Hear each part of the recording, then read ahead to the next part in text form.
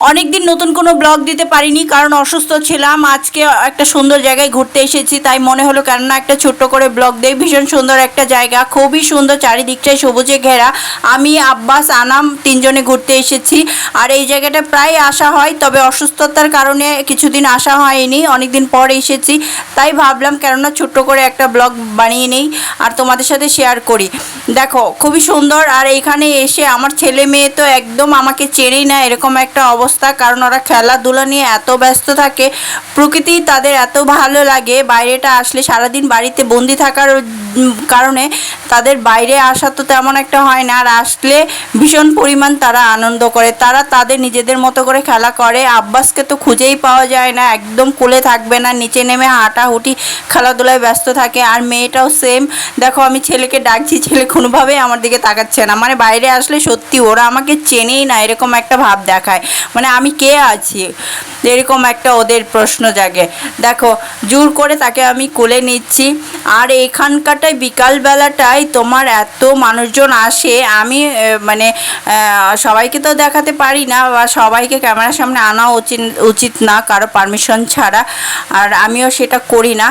এই দেখো ছেলে মানে এমন চটপটা টাইপের, মানে সে শুধু চারিপাশের মানুষজন দেখছে, একদম মানে একটা জায়গায় একটু চুপ করে থাকে না। কুলে উঠেছে কখন নামবে ওরকম একটা ওর দেখো ভঙ্গিমা চলছে। মানে জোর করে ওকে বাইরে আসলে আমার কোলে নিয়ে রাখতে হয়।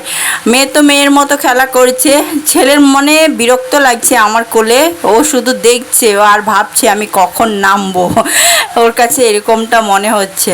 সত্যি মানে আমার নিজেরও ভালো লাগে যখন আমি বাচ্চাদের নিয়ে বাইরে আসি, ওদের এই যে খেলাধুলা হাসি খুশি থাকার দৃশ্যগুলো দেখলে একদম মনটা জুড়িয়ে যায়। সারাদিন বাড়ির মধ্যে বন্দি থাকার কারণে না মানে বাচ্চারা কেমন যেন একঘেয়েমি হয়ে যাচ্ছে। তো অসুস্থতার কারণেও এতদিন যেহেতু আমি বাইরে আসতে পারিনি, আর আজকে আমি বাইরে আসলাম অনেক দিন পর বাচ্চাদের নিয়ে। ওদের ভীষণ ভালো লাগছে, আর এইসব দেখে আমারও ভীষণ ভালো লাগছে। শরীরটা খারাপ, তারপরেও ওদের এই আনন্দ দেখে, ওদের এই খেলাধুলা হাসি খুশি মুখটা দেখে আমার ভীষণ ভালো লাগছে।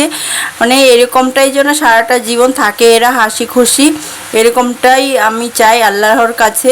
আর দেখো মানে আমি যেদিকেই ক্যামেরাটা ঘোরাচ্ছি চারিদিকটাই একদম গাছপালা সবুজ।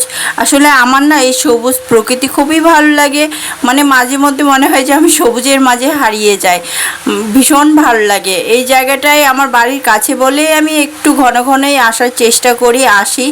কারণ কি বলো তো, অত দূরে বাচ্চাদের নিয়ে আমি কোথাও যেতে পারি না বা যাইও না, কারণ ওরা ছোটো আছে, ওদের নিয়ে